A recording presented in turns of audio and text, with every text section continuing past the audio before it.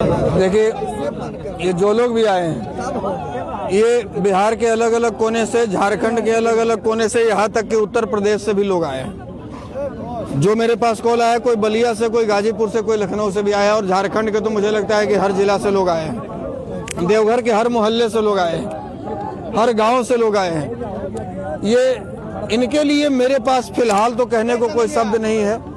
मेरे इस विकट परिस्थिति में, मेरे इस दुख की घड़ी में, जिस प्रकार से इन्होंने हमारी गैर हाजिरी में, गैर मौजूदगी में, अभी 2 दिन पहले हजारों की संख्या में कैंडल मार्च निकाला, हमारे भाई को न्याय दिलाने की मांग की, और आज प्रशासन के लाख धमकाने के बाद, डराने के बाद, लाठी लेकर खदेड़ने के बाद, माइक से धमकाने के बाद, लोगों को उठाकर थाने में बंद करने के बाद भी ये जो इतनी संख्या में लोग यहाँ पे डटे हुए हैं, हम हृदय से आभार प्रकट करते हैं। और देवघर झारखंड ने हमें अपना कर्जदार बना दिया है।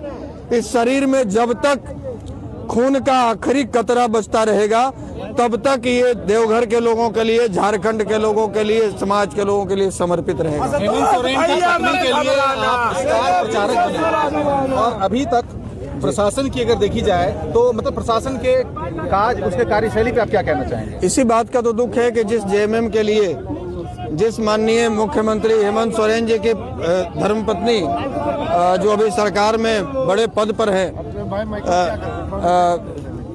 माननीय कल्पना सोरेन जी के प्रचार में गांडे विधानसभा में 7 दिन का हमने समय दिया।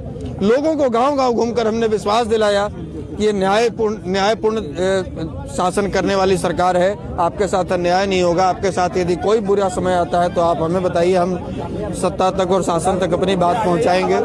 आज हमारे भाई के साथ ही अन्याय हो रहा है, हमारे परिवार के साथ अन्याय हो रहा है, हमको सड़कों पर उतरना पड़ रहा है।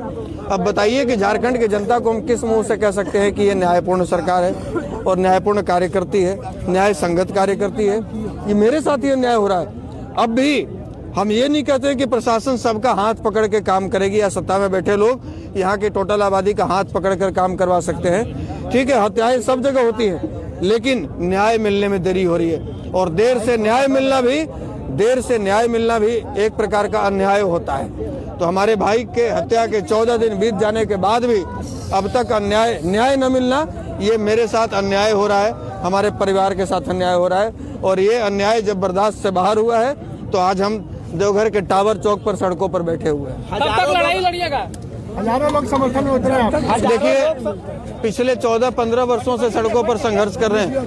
अपने भाई के लिए तो नहीं कर रहे हैं, आज पहली बार अपने भाई के लिए कर रहे हैं। ये जीवन समर्पित है। अपने भाई की बात है तो खैर तो कहना ही नहीं है। आम जनों की, जिन्हें मैं जानता तक नहीं था, उनके लिए भी मैं सड़कों पर संघर्ष किया हूँ। 3 दर्जन